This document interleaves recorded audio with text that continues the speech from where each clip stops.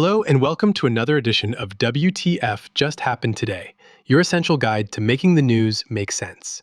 It's Monday, February 23rd, 2026, and I'm Matt Kieser. Today's edition was written and edited by me, and this audio version was narrated using text-to-speech and a clone of my voice. Same stories, just rewritten for audio. Now, here's what just happened today. First up, the European Union demanded that the U.S. honor last summer's EU-U.S. trade deal, saying a deal is a deal, after the Supreme Court struck down Trump's emergency tariffs and he moved to replace them with new, temporary global levies.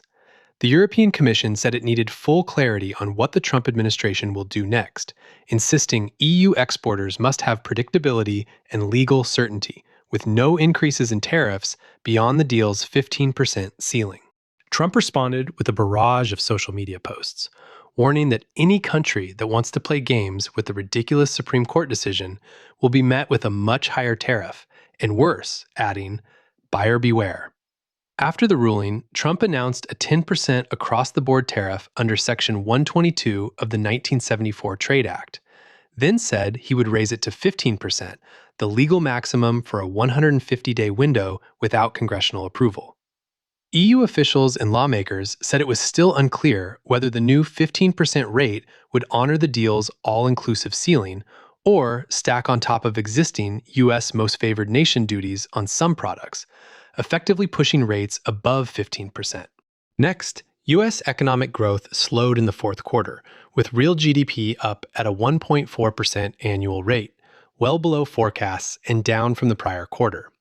The Commerce Department said the 43-day government shutdown cut federal output and likely knocked about 1 percentage point off growth, but also said the full effect cannot be quantified. Consumer spending slowed to 2.4% in the fourth quarter, down from 3.5% in the third quarter. Inflation stayed above the Fed's 2% target, with core PCE up about 3% from a year earlier in December.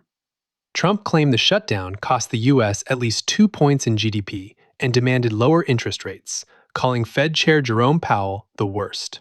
In other news, a federal judge permanently blocked the Justice Department from releasing Volume 2 of former Special Counsel Jack Smith's final report on Trump's handling of classified records at Mar-a-Lago.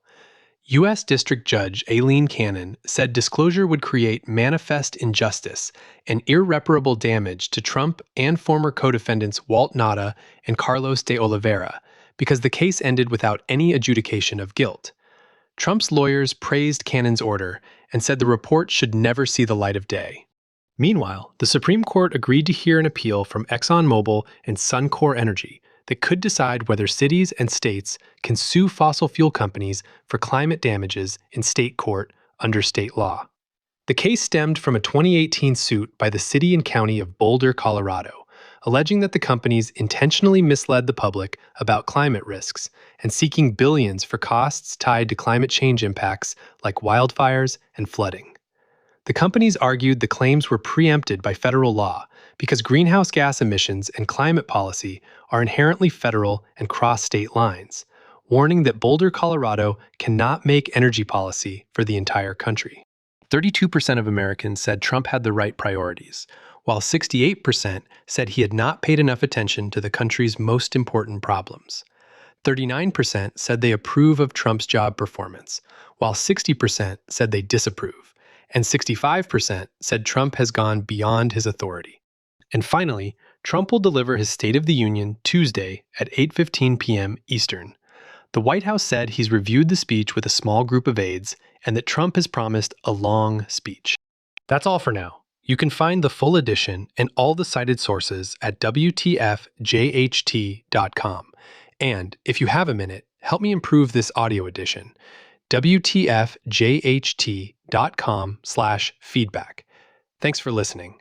I'm Matt Kieser, and I'm glad you're here.